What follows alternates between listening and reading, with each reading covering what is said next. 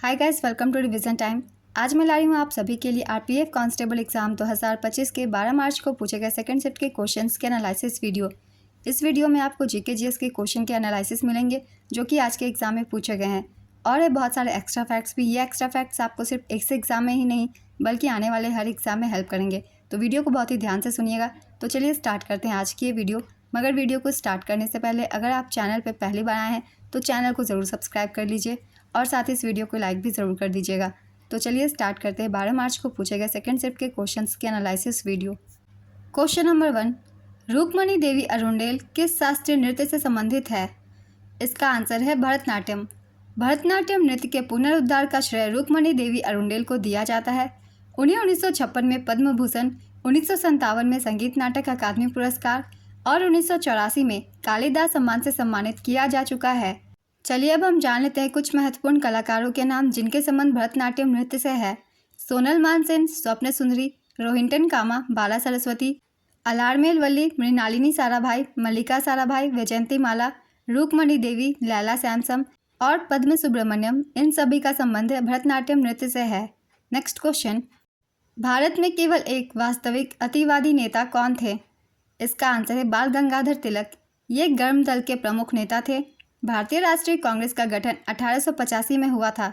1907 में सूरत अधिवेशन में यह दो धड़ों में विभाजित हो गई। एक था गर्म दल जिसका नेतृत्व बाल गंगाधर तिलक कर रहे थे, और दूसरा था नरम दल यानी कि नरम गुट जिसका नेतृत्व गोपाल कृष्ण गोखले कर रहे थे।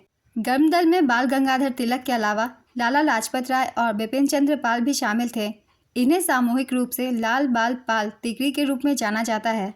गर्म दल और नरम दल से क्वेश्चन आजकल पूछे जा रहे हैं, इसलिए इन सभी पॉइंट्स को भी याद रखिएगा। अगला क्वेश्चन है, कौन ब्रह्मपुत्र की सहायक नदी है? इसका आंसर है लोहित नदी, दिबांग नदी, धनसिरी नदी, कामेंग नदी, मानस नदी, तीस्ता नदी और सुबनसिरी नदी। ये सभी ब्रह्मपुत्र की सहायक नदियाँ हैं। ब्रह्मपुत्र नदी का उद्गम हिमालय के उत्तर में तिब्बत के पुरंग जिले में स्थित मानसरोवर झील के निकट से होता है। तिब्बत में बहते हुए यह नदी भारत के अरुणाचल प्रदेश राज्य में प्रवेश करती है। असम घाटी में बहते हुए इसे ब्रह्मपुत्र और फिर बांग्लादेश में प्रवेश करने पर इसे जमुना कहा जाता है। ब्रह्मपुत्र भारत की सबसे चौड़ी नदी है।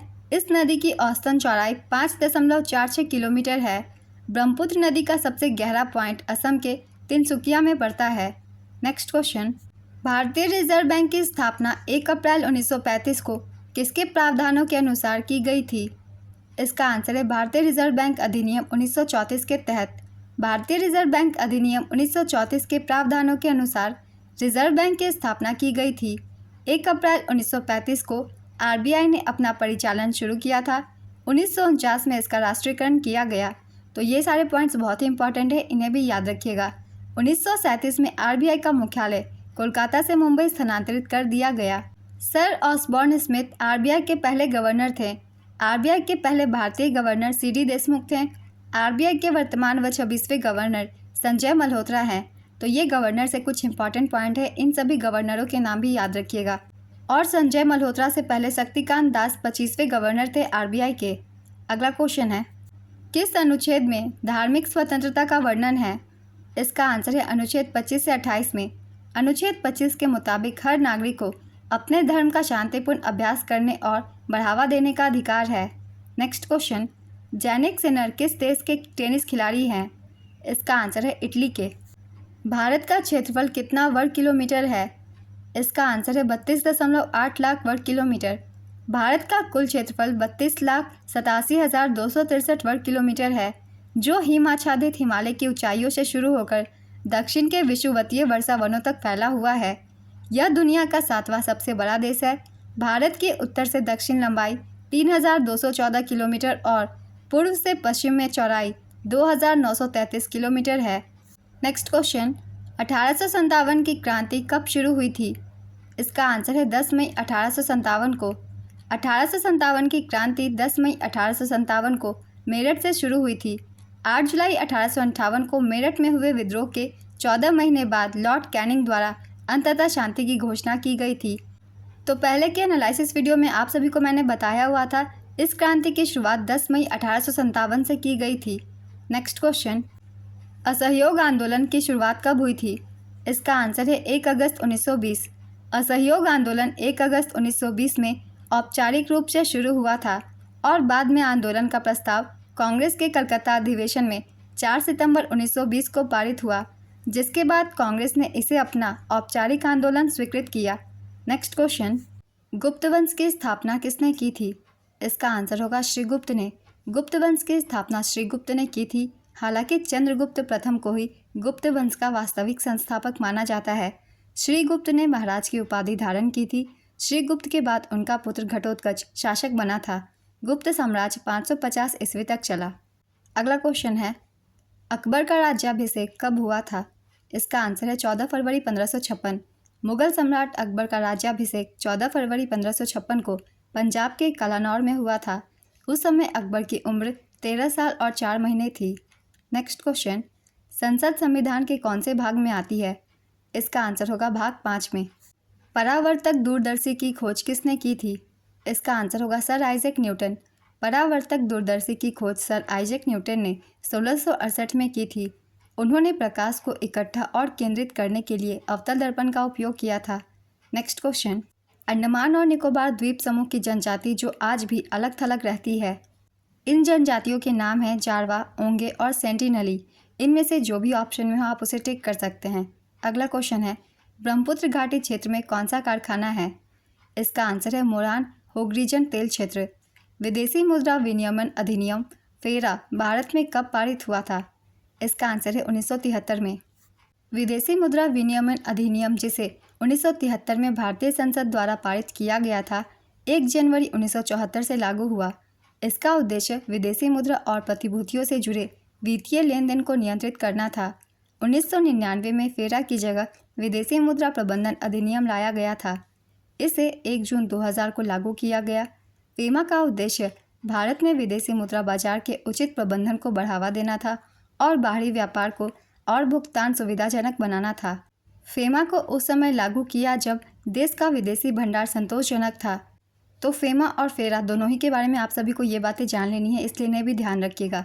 अगला क्वेश्चन है, गतिज ऊर्जा का सूत्र क्या होता है? इसका आंसर है 1/2 mv²।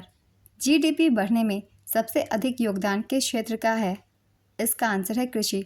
1857 के भारतीय विद्रोह के बाद भारत में ईस्ट इंडिया कंपनी का शासन कब समाप्त हो गया और ब्रिटिश राज की शुरुआत हुई? इसका आंसर है 1858। द्रव्यमान संरक्षण का नियम क्या है? इसका आंसर है किसी भी बंद प्रणाली में द्रव्यमान न तो बनाया जा सकता है और न ही नष्ट किया जा सकता है। इसे केवल एक रूप से दूसरे रूप में बदला जा सकता है। नेक्स्ट क्वेश्चन, राष्ट्रीय हरित अधिकरण अधिनियम 2010 भारतीय संविधान के किस अनुच्छेद से प्रेरणा देता है? इसका आंसर है अनुच्छेद 21। भारत ने जापान में पैरा बैडमिंटन इंटरनेशनल 2024 में कुल कितने स्वर्ण पदक जीते? इसका आंसर है 6 स्वर्ण पदक। भारत ने जापान पैरा बैडमिंटन इंटरनेशनल 2024 में कुल 24 पदक जीते, जिसमें 6 स्वर्ण, 9 रजत और 9 कांस्य पदक शामिल थे। नेक्स्ट क्वेश्चन, 2024 में आयोजित स्वच्छता अभियान स्वच्छ भारत मिशन का कौन सा संस्करण था? इसका आंसर है 10वां संस्करण। भ्रष्टाचार धारणा सूचकांक 2024 में भारत कौन से स्थान पर है? इसका आंसर है 96वें स्थान पे।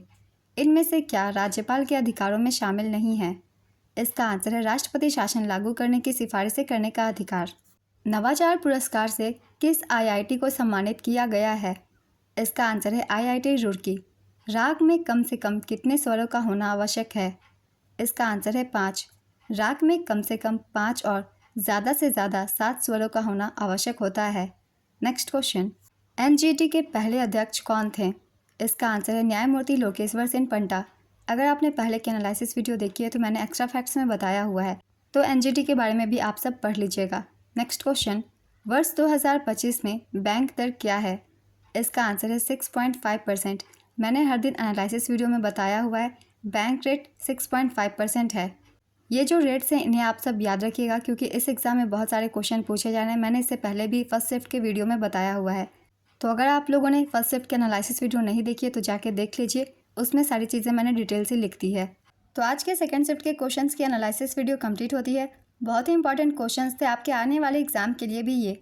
तो जितने भी जीके जीएस के एक्स्ट्रा फैक्ट्स हैं उन्हें आप सब अच्छे से याद रखिएगा, क्योंकि उनसे भी क्वेश्चन बन जाते हैं एग्जाम्स में। और अगर आप सभी को ये वीडियो हेल्पफुल लगी हो तो वीडियो को लाइक ज़रूर कर दीजिएगा और इस तरीके की वीडियो के लिए चैनल भी ज़रूर सब्सक्राइब कर लीजिए। साथ ही बेल आइकन भी प्रेस कर लीजिएगा ताकि वीडियो की नोटिफिकेशन भी आप सभी को मिलती रहे और आपकी कोई भी इंपॉर्टेंट टॉपिक मिस ना हो, वो भी बहुत कम समय में। तो चलिए फिर मिलते हैं अगली वीडियो के साथ। आप सभी को आने वाले एग्जाम्स के लिए ऑल द बेस्ट।